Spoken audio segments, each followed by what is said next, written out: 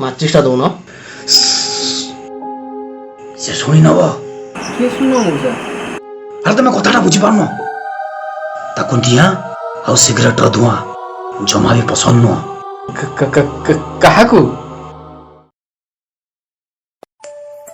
ସେଦିନ ବର୍ଷା ରାତି ଥାଏ। ମୁଁ ଦୋକାନ ବନ୍ଦ କରି ରାତି 12ଟାରୁ 12:30 ଭିତରେ ଘରକୁ ଫେରୁଥାଏ। ହଠାତ୍ ସେ ବଡ଼ ଗଛ ମୂଳେ ମୋତେ ଇଚ୍ଛା ହେଲା ଟିକେ ସିଗାରେଟ ଟାଣିବାକୁ। ମୁଁ ସିଗାରେଟଟିଏ ଲଗେଇଲି। ସିଗାରେଟର ଧଳା ଧୂଆଁ ଭିତର ସୃଷ୍ଟି ହେଲା। ସେଇ ଧଳା ଶାଢ଼ୀ ପିନ୍ଧିଥିବା ଗୋଟେ ସ୍ତ୍ରୀ ଲୋକ। ତା ଆଖି ପୁରା ଲାଲ, ତା ଚୁଟି ଯେମିତି ଲମ୍ବି ଥାଏ। ବିଲକୁଲ ଭୟାନକ ତା ମୁହଁ। କଟମଟ କରି ଚାହାଣିରେ ସେ ମୋତେ ଅନେଇଥାଏ। ସେ ମୋ ପାଖକୁ ଆସୁଥାଏ, ମୁଁ ତା ପାଖକୁ ଯାଉଥାଏ। ସେ ମୋ ପାଖକୁ ଆସୁଥାଏ, ମୁଁ ତା ପାଖକୁ ଯାଉଥାଏ। ସେ ମୋ ପାଖକୁ ଆସୁଥାଏ, ମୁଁ ତା ପାଖକୁ ଯାଉଥାଏ। ସେ ମୋ ପାଖକୁ ଆସୁଥାଏ, ମୁଁ ତା ପାଖକୁ ଯାଉଥାଏ। ସେ ମୋ ପାଖକୁ ଆସୁଥାଏ, ମୁଁ ତା ପାଖକୁ ଯାଉଥାଏ। ତାପରେ ମଉସା? ମଉସା ତାପରେ କଣ ହେଲା? ମଉସା ତାପରେ କଣ ହେଲା?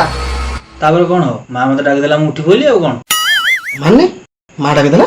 ଆରେ ମୁଁ ସ୍ୱପ୍ନଟା ଦେଖୁଥିଲି ଭୁରୁ ଭୁରୁ, ମା ମତେ ଡାକିଦେଲା, ମୁଁ ଉଠି ପଇଲି। अभी मैं गाली नहीं दे सकता। नहीं गाली नहीं देना। फैमिली देखती है, वरना मैं ऐसे ऐसी गाली दूं, ऐसे गाली दूं ना, जिंदगी भर याद रखेगी।